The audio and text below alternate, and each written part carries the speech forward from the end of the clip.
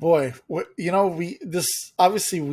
had reports that this was coming, and you sent me something earlier in the week, and I told you that I think it'll come late June, early July, and it was just little by little coming out, and then all of a sudden, the most fascinating thing, or not the most fascinating thing, but one of the first things that I found was fascinating was, would this have leaked if he didn't say it? Right? Remember, he's the one who announced the Mar-a-Lago raid.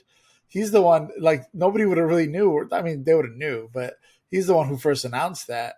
And in this case, the reports were Donald Trump says he's indicted. It wasn't DOJ indicts Donald Trump. It wasn't that. The reports were Donald Trump says he's indicted. Obviously, he got a call from his lawyers. And then within kind of 10, 15 minutes, it turned into NBC can confirm and all this other stuff. So he's the one who broke the news, which I think is cool. And then when it first happened, and I was enjoying it, obviously, and we talked about how historic it would have been, or if the country's ready, and I kind of assumed the country was ready.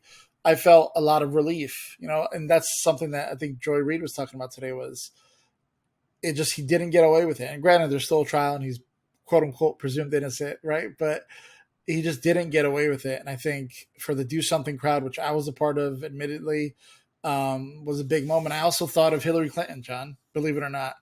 I don't think of Hillary often. Obviously, we have to move on, but she got lock her up for basically 3-4 years. She still gets lock her up, and in many ways, unfortunately, that could be a story. A part of her legacy is this idea that he wanted to lock her up, and she would get those.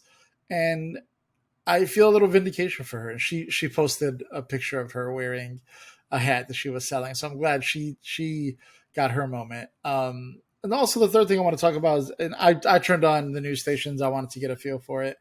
Some The Republicans are reacting in a way I never heard the word Rubicon so much over the last 24 hours, but Republicans are acting as if, okay, now that they crossed the line, that we could go tit for tat, right? There's a lot of Republicans talking about war. A lot of Republicans are talking about let's fight fire with fire. Let me be very frank here. The DOJ didn't cross the Rubicon. The DOJ didn't cross the line.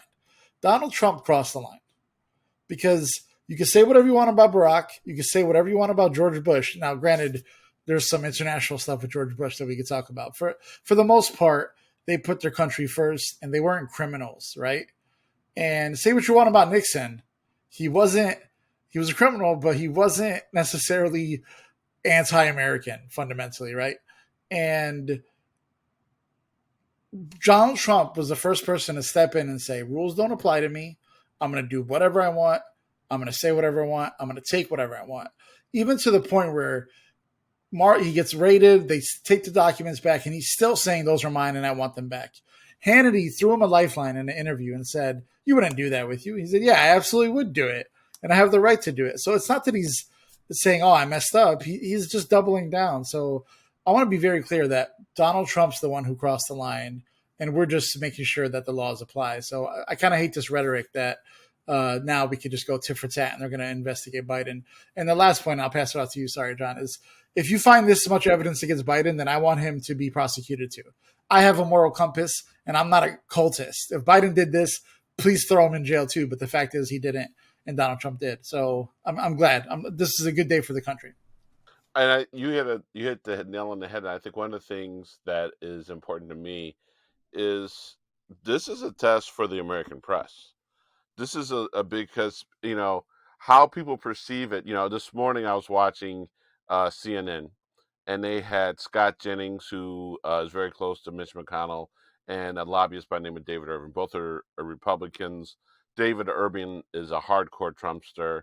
I think Scott Jennings will go whichever way that Mitch McConnell goes. But but they're all saying, they're talking about the fact that their voters, people care about, are wondering, they feel like Trump's being held to a different standard. No, he's not being held to a different standard. No one's ever been accused of, no president, I'm sorry, has ever been accused of what he's accused of. Secondly, the thing is, they brought up Hunter Biden. They both had the audacity to say that this must mean we'll be watching to see if Hunter Biden's indicted soon. Let's look at two things. One, yeah, I don't think Hunter's getting indicted soon. But two, even if he was, what he would be accused of is nowhere near the level of what Trump. I mean, I don't think, I don't. First of all, I don't think Hunter deserves what was coming at him, And he's a private and citizen. and he's a private citizen, and I don't think, obviously, Hunter wants it, his family wants it, especially.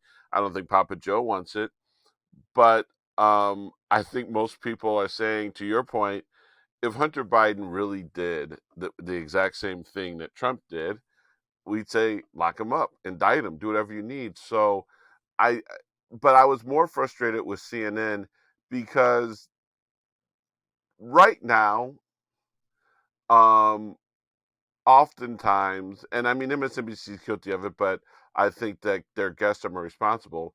But oftentimes, when they book someone, especially from the right, onto CNN, there's no surprises in what they're saying. They know that they're going to say some crazy, obscure stuff that is irresponsible, that makes no sense, that is not based in reality. So I'm not sure how to really truly feel about it when they bring these folks out, because I really truly believe that what Scott Jennings and David Urban said, there's probably not one person in the CNN control room who was like, wow, I'm surprised they said that. They knew they were going to say that. Why else would you have a panel with two Republicans who both have a reputation from ignoring reality? Would you expect anything thought out, smart, thoughtful, that's, relevant? You're not having, Mitt Romney on. You're not having Asa Hutchinson on. You and I both cannot stand Chris Christie, but I've not heard his comments yet. But Chris Christie probably would have given him an earful, but they didn't put them on because they knew what they wanted to get out of uh, guests on the right.